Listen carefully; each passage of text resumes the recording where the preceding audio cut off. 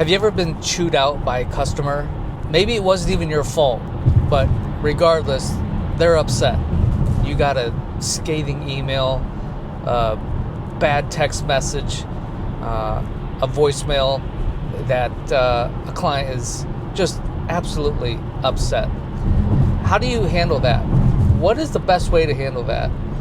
You know, I've been dealing with high net worth clients for 30 years, and there are countless times where something has happened, where they've been upset, and they've called me, text me, emailed me, irate about something that may or may not have been my fault, our company's fault.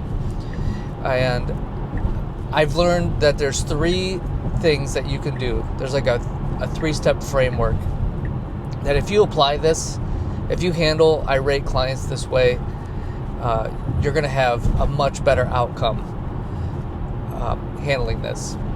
And this is the framework. When someone is irate with you, the first thing you have to do is you have to address it.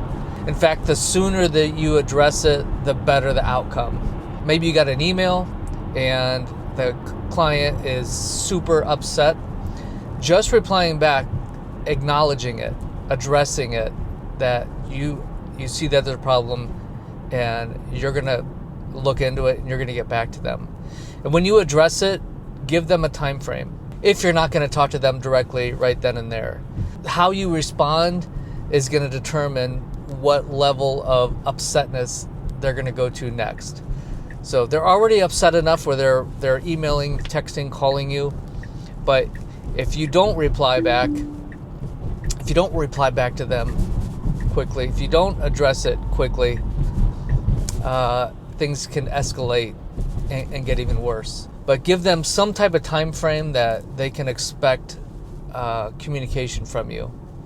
The next thing to do is when you do address it, you have to own it. You have to own that they're upset, even if it's not your fault. You have to own up how they feel, because if they don't think that you understand what they're going through, how they feel, then it's not going to get resolved. So sometimes people they're venting. They just need you to understand how they feel, and getting to that point is by taking ownership of the situation. And this just recently happened to me. I had a client. They emailed in late at night on a Sunday. They're used to getting top-notch service from us, and we had a screw up, and they let me know about it. And I wasn't exactly sure, what happened, how it happened. Was it really our fault? But I emailed him right away. As soon as I got the email, I emailed him back, told him I'm embarrassed. I apologize that they feel this way. Let me look into this with the team, and I'll get back to you tomorrow. But I owned it. I didn't try to hide from it or escape or do anything else other than just owning it.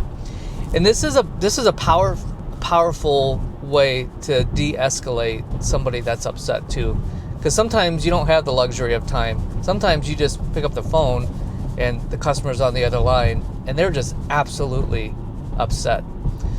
And the worst thing that you can do is defend yourself. Try to defend yourself in that situation right then and there. They don't want you to defend. They want you to listen. They want you to hear. They want you to feel what they feel. And one of the best ways to do that is just owning it.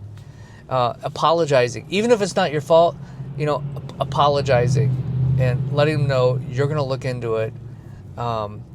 And that will give you some time to go to the next step, which is resolving.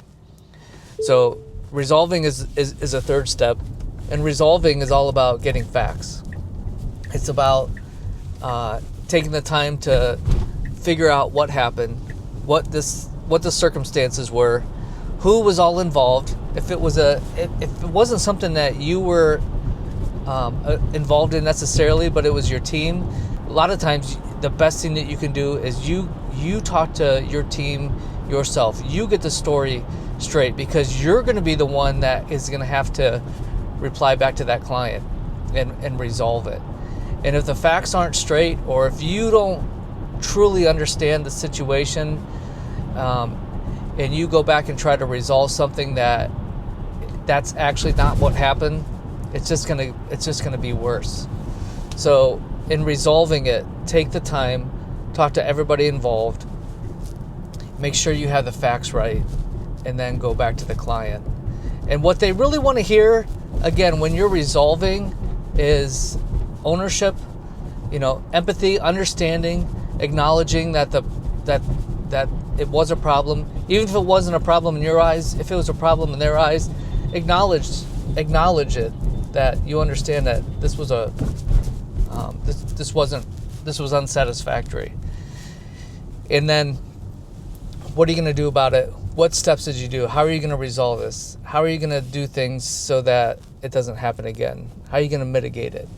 You need to give them some type of resolution on, hey, we put this step in place. We're putting a more robust checks and balance system, in place. We're going to do remedial training. We're going to do, something that shows that you're not just giving lip service, but you're actually doing something to mitigate that.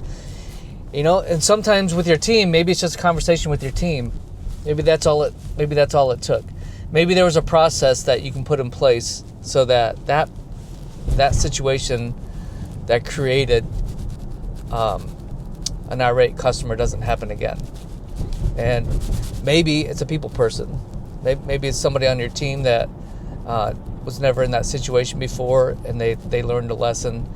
But in any way, you resolve it by being empathetic to the person who was upset and letting them know, hey, this is what we're doing, going forward. So that's a 3-step framework.